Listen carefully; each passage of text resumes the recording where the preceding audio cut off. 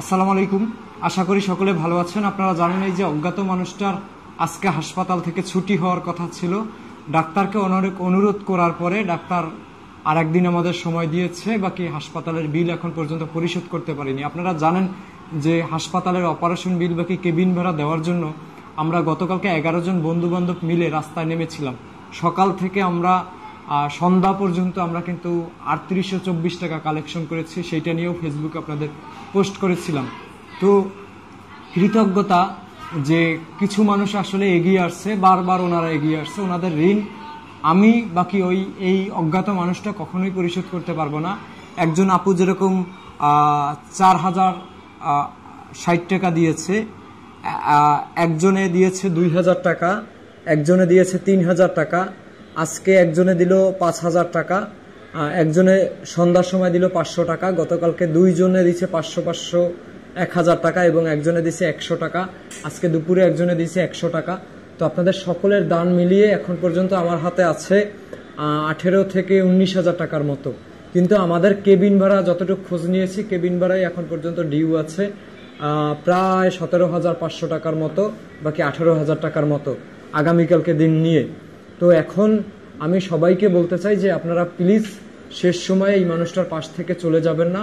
আপনারা ভিডিওটা যার যার জায়গা থেকে শেয়ার করবেন, যার যার সামর্থ্য অনুযায়ী এগিয়ে আসবেন। এখন আপনার 5 টাকা অতি প্রয়োজন এই মানুষটার জন্য। আজকে কিন্তু হাসপাতাল থেকে তাকে নিয়ে ছুটি নিতে পারি না, কারণ টাকা ম্যানেজ করতে পারি না।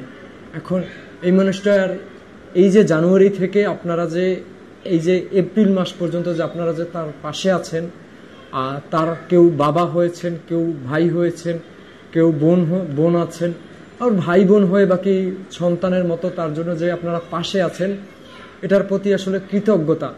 যে আসলে বীর দূতের মতো তারা আপনাদের সন্তান না, বাকি আপনাদের রক্তের না, বাকি আমারও রক্তের না, আপনারা যে এই মানুষটার জন্য এতটুকু করেছেন। কি অবস্থা, বিভৎস অবস্থায় হাসপাতালে নিয়ে আসছিলাম। নতুন যদি কেউ দেখে থাকেন ভিডিওটা, তাহলে আপনারা আমার এমডি শাকিল হোসাইন পেজ এবং এমডি শাকিল হোসাইন ইউটিউব চ্যানেলে চেক করে দেখতে পারেন যে প্রথমে কি অবস্থায় রাস্তায় পড়েছিল। তো এই যে 4 মাসের ব্যবধানে আজকে মানুষটা সুস্থ হলো, অপারেশন হয়ে গেল। ঠিক আছে, সেলাইও কিন্তু আজকে কাটে না, কারণ সেলাই কাটলে আসলে হাসপাতাল থেকে ছুটি দিয়ে দেবে। তো আমি বলছি স্যার আগামীকালকের মধ্যে আমরা বিল পরিশোধ করব, আগামীকালকে সেলাইটা কাইটেন। তো ওনারা অনুরোধটা রাখছে এখন আজকে রাত্রের মধ্যে, এখন বাজে রাত 9টা প্রায়, আজকে রাত্রের মধ্যে যদি কালকে সকালের মধ্যে যদি টাকা না ম্যানেজ না করতে পারি, তাহলে কিন্তু আবার কালকে বিপদে পড়ে যাব। ঠিক আছে, কোথা থেকে কি ম্যানেজ করব। আর আপনাদের একটা বিষয় বলে রাখি যে দেখেন এই যে কেবিন ভাড়া প্রায় 17,000 17,500 টাকা ডিউ, কালকে সহ হয়তো বা 18,000 টাকা হয়ে যাবে। ফার্মাসিতে প্রায় 9,000 টাকার মতো আমাদের বাকি আছে, যে ওষুধপত্র আনছিলাম অপারেশনের সময়। এবং কথা হলো যে ওর যে অপারেশনের যে খরচটা বারবার বলতেছি, সেই অপারেশনের খরচ সম্পর্কে ডাক্তারের সাথে অনেক অনুরোধ করে কথা বলছিলাম যে স্যার অজ্ঞাত মানুষ, আমরাও তো ম্যানেজ করতে পারতেছি না, এই যে দেখেন মাথার কি অবস্থা। ঠিক আছে, তো বলছি যে স্যার আমরাও তো ম্যানেজ করতে পারতেছি না, সবকিছু হ্যান্ডেল করা আসলে কষ্টসাধ্য হয়ে যাচ্ছে, আপনারা একটু হেল্প করেন। তো ওনারা বলছে ওনারা ডাক্তাররা সবাই মিলে কালকে আসবে এবং রোগীর সাথে আমাদের সাথে ডাক্তাররা সকলে ছবি তুলবে যে আমরা এত বড় একটা গুরুদায়িত্ব পালন করেছি, যে 4 মাস ধরে ডাক্তাররা হাসপাতালের প্রত্যেকটা স্টাফই আসলে আমাদের ওর পিছনে যে লেগে থাকা, যে বাকি যে হাল ছেড়ে না দেওয়া যে পরিশ্রম, এগুলোর জন্য ওনারা মানে এটা স্মৃতি হিসাবে রাখার জন্য আমাদের সাথে ছবি তুলে রাখবে। এবং ডাক্তাররা বলেছে যে ওর অপারেশনের বিল যথাক্রমে যতটুকু তাদের পক্ষে সম্ভব কমাইয়া ধরার চেষ্টা করবে। এখন কথার কথা আমার কাছে আছে 18,000, বাকি তার থেকে একটু প্লাস টাকা। এখন এই 18,000 টাকা থেকে যদি 17,500 টাকা কেবিন ভাড়া দিয়ে দিই, ফার্মাসির বিলটা তো যাওয়ার আগে দিয়ে যেতে হবে। এবং কালকে কিন্তু আমরা ওরা যদি নিয়ে ওর গ্রামের বাড়ি, যে ওর বাবা মা বেঁচে নাই, নরসিংদীতে যদি রওনা দেই, সেই নরসিংদীতে রওনা দিলেও কিন্তু একটা গাড়ি ভাড়া আছে। আমি চাইলেই কিন্তু তারা বাসে নিয়ে যেতে পারবো না অপারেশনের রুগী, অবশ্যই তাকে অ্যাম্বুলেন্স বাকি কোনো একটা উবার ঠিক করে নিয়ে যেতে হবে। এখন আরেকটা কথা হলো সেই জায়গায় গাড়ি ভাড়া আছে, এবং অপারেশনের জন্য যদি আসলে টাকার প্রয়োজন হয়, ধরেন ডাক্তার কনসিডার করলো, ডাক্তার আমাদের অপারেশনের বিল অনেক কমাই দিল, তারপরেও যদি 10,000 টাকা ধরে, সেই 10,000 টাকা বাকি কোথায় পাবো।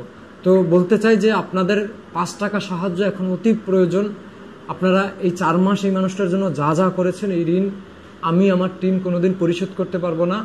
হয়তোবা উপর আল্লাহ আপনাকে আমাকে যদি এই ভালো কাজের উছিলায় যদি আমাদের জীবনে কোনো ভুল করে থাকি এগুলো যদি মাফ করে দেয়, বাকি এই যে আমার বাবার গতকালকে মৃত্যুবার্ষিকী গেছে 22তম, তো আমার বাবার যদি কবরের আযাব আল্লাহ আমার ভালো কাজের কারণে মাফ করে দেয়, এইটাই হবে, এইটাই আসলে আল্লাহর কাছে চাই। তো আপনারা এগিয়ে আসুন, আপনারা শেষ সময় প্লিজ এই মানুষটার পাশ থেকে চলে যাবেন না। মানে এত দূর করার পরে আপনারা শেষ সময় প্লিজ অনুরোধ রইল যে ভিডিওটা যদি আপনারা সবাই শেয়ার করেন, তাহলে এই এক রাতের মধ্যে 20,000 বাকি 30,000 টাকা আসলে ম্যানেজ করা কোনো আসলে মানে অনেক যে কষ্টসাধ্য ব্যাপার এটা আসলে না।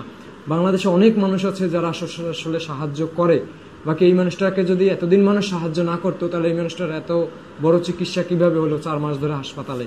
তো ভিডিওটা শেয়ার করে আপনার পরিবারের সকলের কাছে পৌঁছাই দেন, আপনার আত্মীয় স্বজনের কাছে পৌঁছাই দেন, দেখবেন যে অটোমেটিকলি ভাবে আল্লাহ তাআলার হুকুম থেকে টাকা ম্যানেজ হয়ে যাবে। যেরকম গতকালকে কিন্তু বক্স নিয়ে নামছি যে টাকা কোথায় কিভাবে ম্যানেজ করব, আল্লাহ তাআলা কিন্তু বক্স নিয়ে নামছি 3824 টাকা পাইছি 11 জন মিলে।